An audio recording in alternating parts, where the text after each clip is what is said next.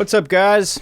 Welcome back to String Theory. I'm Andrew. I'm in Dive Bomb Studios here today to talk to you again about the past, the present, and the future and how it's all connected. So go ahead and suit up and jump in the DeLorean time machine. We are going to take a trip down memory lane all the way back to the wonderful year of 1988. And what's cool about this year? Well, first of all, I was born. Second of all, the 49ers won the Super Bowl that year, which they will not do this year. And lots of awesome, amazing music was everywhere.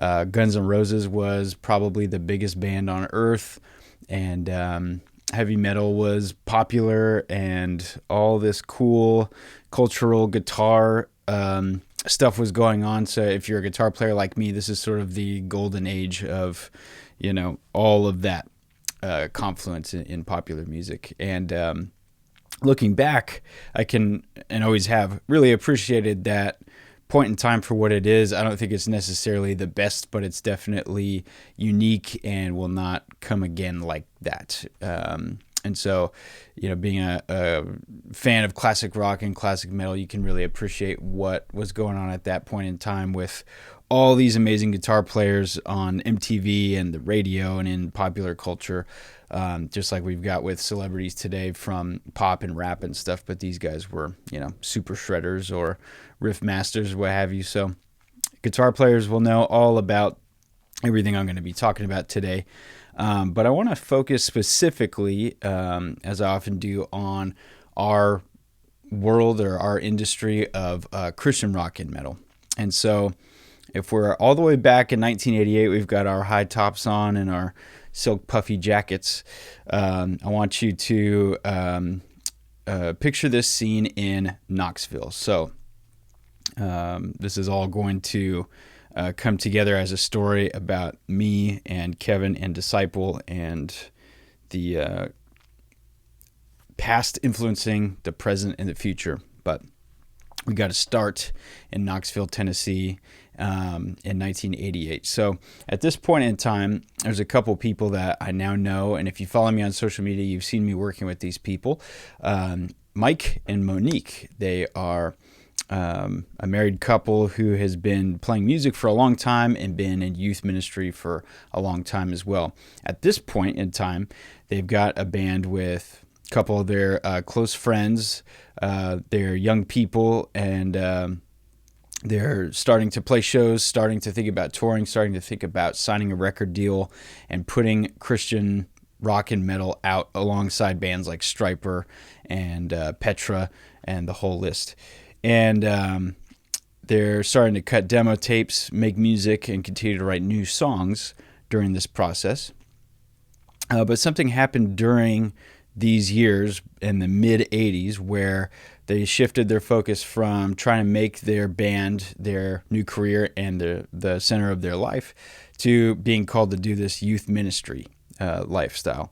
And as we all know, youth ministry is a really important part of church life, and growing up as a Christian, it was a huge part of my life. I could probably go on for a long, long time about what an impact my youth pastors and leaders had on me growing up. It's definitely a huge, huge reason of why I'm here, why I am the man I am today, and I'm super thankful for it. So, quick sidebar, if you're in youth ministry, hats off to you.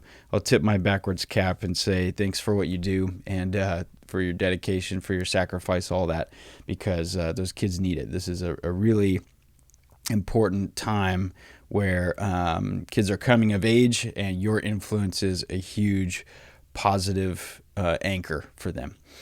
And what Mike and Monique in Knoxville in the late 80s did is got into youth ministry. And you can imagine for kids in junior high and high school, they're probably a pretty cool couple. They're, from the local Christian rock metal band that is not a universally accepted thing like it might be today. Like for a lot of you, thinking about Disciple being considered satanic is pretty weird, which it should be, I think. But in the late 80s, as Kevin's talked about a lot at shows over the years, Christian metal, Christian rock, Christian anything besides church music, traditional stuff, is pretty much considered bad or evil, or a lot of times satanic by the like Christian establishment at that point. And so what happens is that makes it interesting and cool to younger kids, right? Because there's something there that maybe their parents don't like, so they want to rebel. But instead of being a bad influence, this is actually a positive influence with a message about Jesus, with a message about love and kindness and peace. And instead of focusing on, all the stuff that a band like Motley Crue would talk about, we're talking about God in these old songs, right?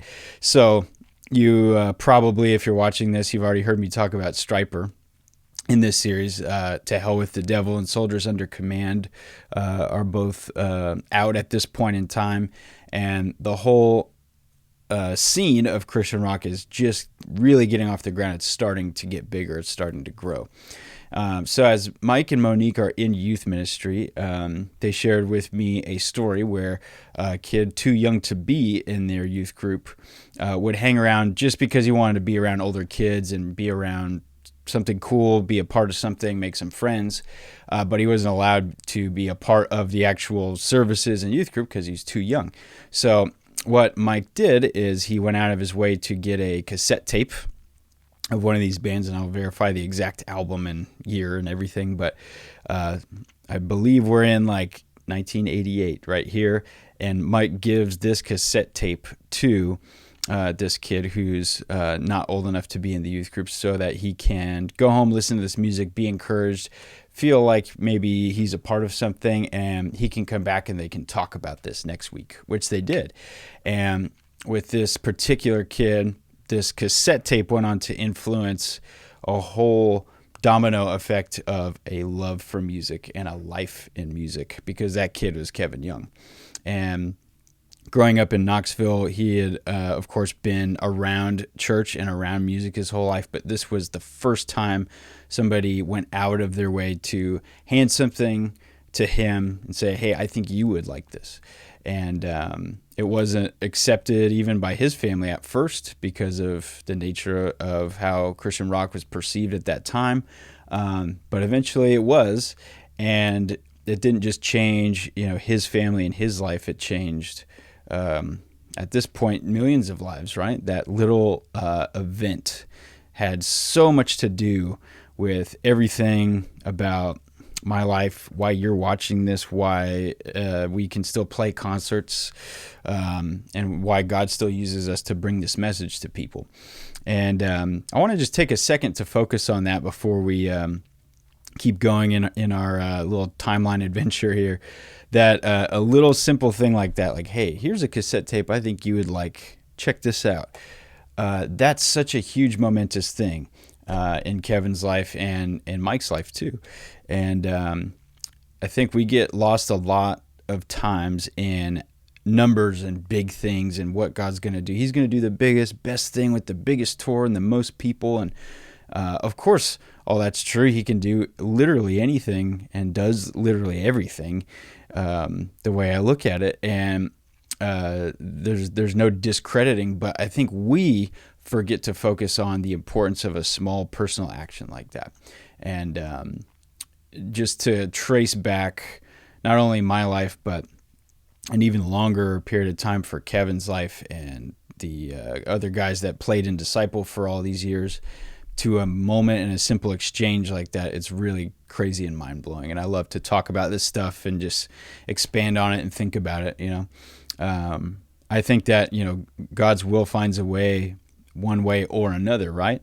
But this was the way it happened. And like I said, if you're in youth ministry, or if you've got kids, or if you're in any kind of mentoring relationship with somebody, you know that it's not always the biggest, most well-planned conversations or events that have that lasting impact, right? Sometimes it's something that we're not even thinking about, we're not even prepared for or ready for.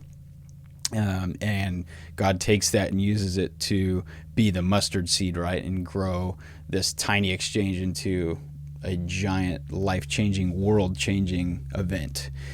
And I think back to that and I look at it through the lens of an observer, but I'm kind of the participant now too. So it's a full circle moment because and I'm just checking my notes here, at about this time last year, Kevin came to me and said, hey, I've got this band called Warrior that I know from a long time ago. He shared this story with me.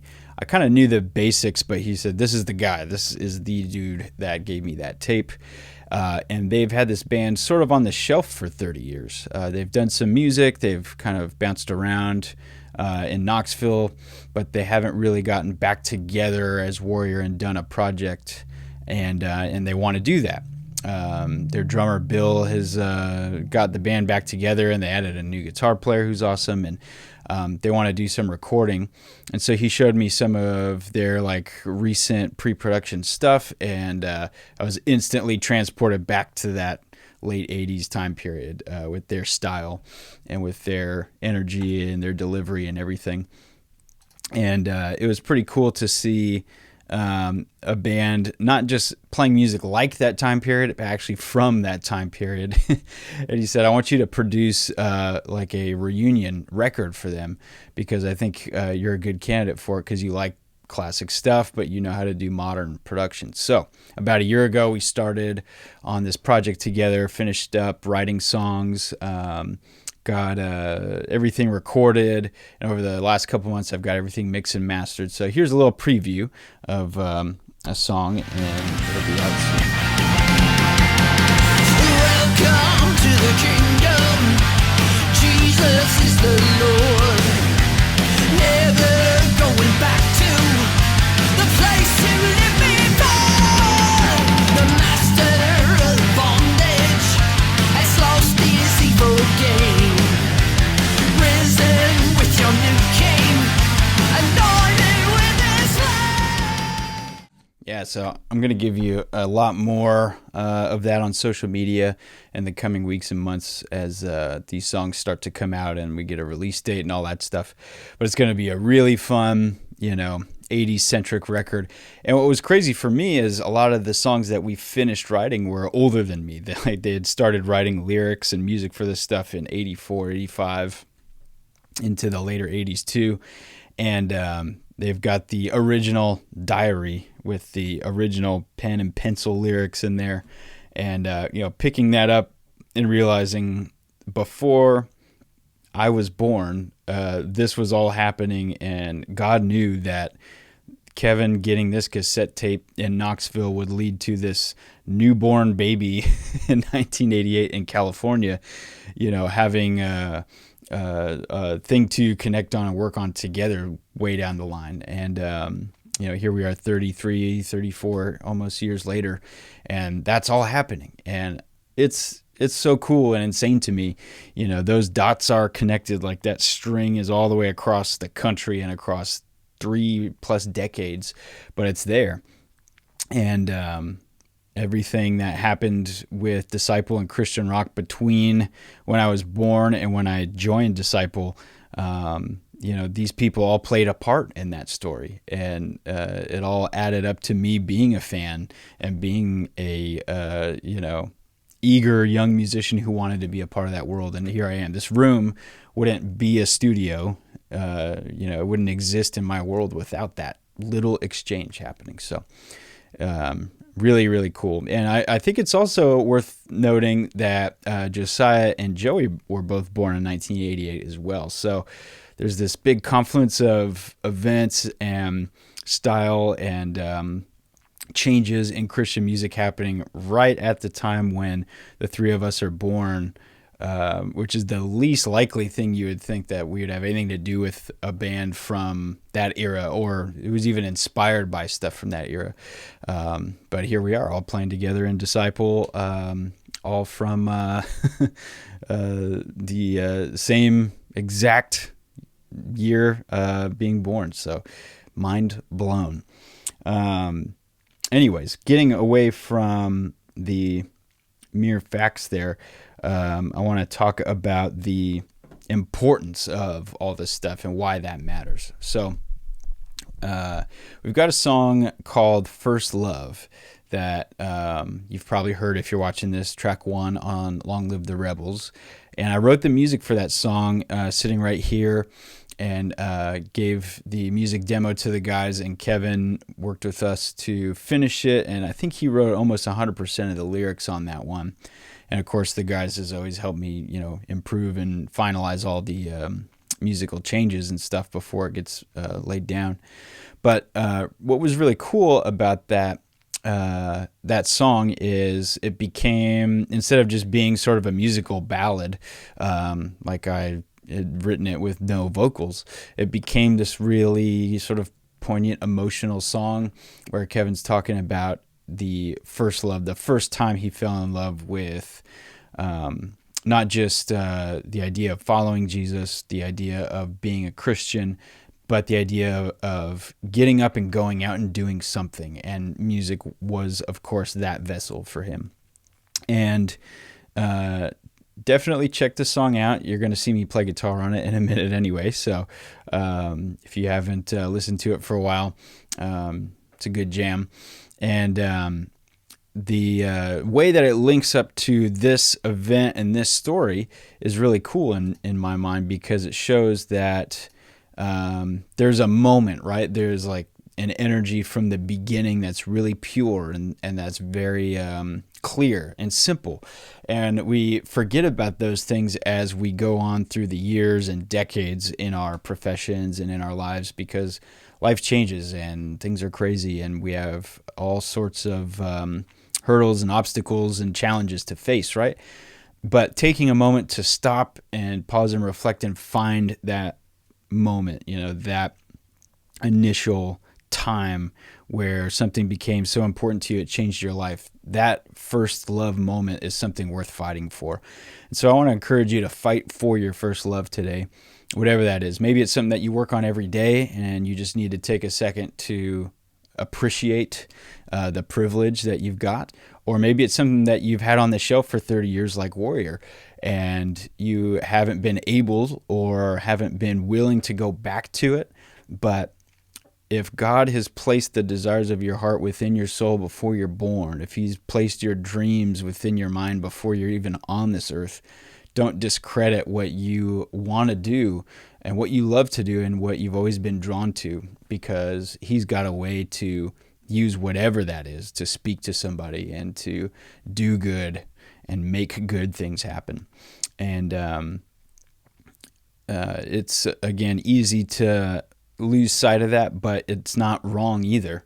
It happens. It's just part of the journey. And so I hope today you can be inspired by this video and by all these events and all these things that God did with these people to affect their lives and now my life. Be inspired by that to take that moment and find where you can go with that first love today, where you can take it tomorrow, and how you can keep fighting for it. And a personal side of that for me, if you fast forward to when I'm Kevin's age in 1988, it's the year 2000, and or maybe this was like spring of 99, something like that. I'm 11, going to be 12 years old, and I wanted to get baptized. And I'd grown up in church, and so I knew all about what baptism was and what it meant. And I felt like I was finally becoming my own person. I was becoming my own adult, I guess. And, I decided like it was time for me to make this public declaration and do this in front of my church. And my dad baptized me, which was really, really cool and special. And I got a gift from a friend, and I'm pretty sure it was also a cassette tape. I had it on CD as well, but I got a tape at some point, and it was the Chase the Sun album by the OC Supertones, and that became a first love for me. That was kind of the first album, besides something I pulled from my parents' cabinet, that I loved and bonded with, and all my friends loved and bonded with, and I wore that thing out, and it was so fun to put on and just, ride my skateboard with my Walkman, or, put it on while I was playing Tony Hawk's Pro Skater, or we're staying up all night at a sleepover. and we would just jam this, pop punk and ska music. But that was always my favorite of those bands. And they did an album after that called Loud and Clear that I got right when it came out. I couldn't wait, and it was an amazing album. It was nowhere near a letdown. It was even more of a favorite, more of a rock record than Chase the Sun. And playing along with that was the first time I ever played a power chord or played anything besides what my teacher had shown me with scales. At this point, I played guitar for just a couple of years. Might have even been still in my first year playing. And so my buddy Dan, who played in I'm Empire with me for a long time, of course, was already a little bit ahead of me on the rock guitar thing. And so he showed me how to get started, and all the first interactions I had with like distortion and power chords and palm muting and all the stuff that makes guitar playing what it is for me today all happened with that record. And that was all played by a guitar player named Ethan Luck, who's an amazing Nashville musician, and he played with Reliant K and Demon Hunter and the Kings of Leon and all these other great artists over the years as well. And what's cool is on the song First Love, as it happens, we hired out the bass role on that album because Jason had left the band, and we had split up the album into basically two halves with our friend Cody, who played for The Wedding previously, and Ethan. And so Ethan played bass. Ethan Luck played bass on First Love, and to have somebody of that stature playing on it, sounding as good as it does, is already awesome. And thank you, Aaron Sprinkle, the producer, for facilitating that. But to have it mean that much more to me because of his early influence on me is really mind-blowing. And I didn't even realize that at the time what the song is about and what the solo ended up meaning to me and Disciple fans, and being the first track on the record. It's an important song for me, and when I consider that all came together and that all happened, it's just absolutely insane. And it shows you a couple things. It's kind of like a small world, right? But it also shows you how amazing God's power is, and how he works to connect people, and uses the goodness that you invest in music or in service or in those actions of giving to grow into these giant things later. And maybe they're not giant like a platinum record, but they're giant in terms of what the song means to the people that made it and the people that hear it. Or in your field, whatever that equivalent would be, right? And I like to think of making records as like being in a time machine too, because like, look, we're going to get in this thing and think about the point in time where we want this song to take us and where we want to feel, and we're going to sing it. And then if we need to sing it again, we'll just hop back and go back in time on the song, sing the part again. And anytime you hear a recording, it's from the past. There's no such thing as a new song, right? There's just the most recent one. And everything that you hear recorded is literally a part of history, and it's all connected, and it all serves the same purpose, which is the kind of stuff I love, obviously, to geek out about. And I wanted to point out, too, that out of all the things in my life that have taken place, every single one of them was brought about by a good friend, whether it was a good guitar teacher, a good producer, a good musician, a good parent, a good youth group leader, counselor, whatever. Every good thing in my life, everything that I get to do on a daily basis up here, producing bands, writing songs, recording guitar, giving lessons, was all made possible because somebody went out of their way to invest and do something good for me that they didn't have to do. Nobody was obligated to do that stuff for me at any point, but they did it. And I'm trying to make it more and more a point in my life to do that as well. I hope that Disciple does that for you. I hope that the Rebel Society does that for you. And I hope that the amount of opportunities that you've got on a daily basis to do the same don't pass you by. I hope you take advantage of them. I hope you love on people. I hope you do good for others at all times, because You might not be obligated to, but you'll be so shocked by the importance of a small thing like that. So, might not be giving a cassette tape to anybody in the year 2022, but share that Spotify playlist or lyric video or whatever, and engage with people. Talk to them face to face and spend time with them, and try to see what's there for you to share, because we've all got something amazing and in God's sight perfect, right? And a lot of times it's that first love. So make sure you fight for it. And I'm going to play some riffs and some leads for you from this song, First Love. I hope you enjoy it, and I look forward to seeing you next time. Until then, long live the 80s, and just remember that, what is it, where we're going? We don't need roads.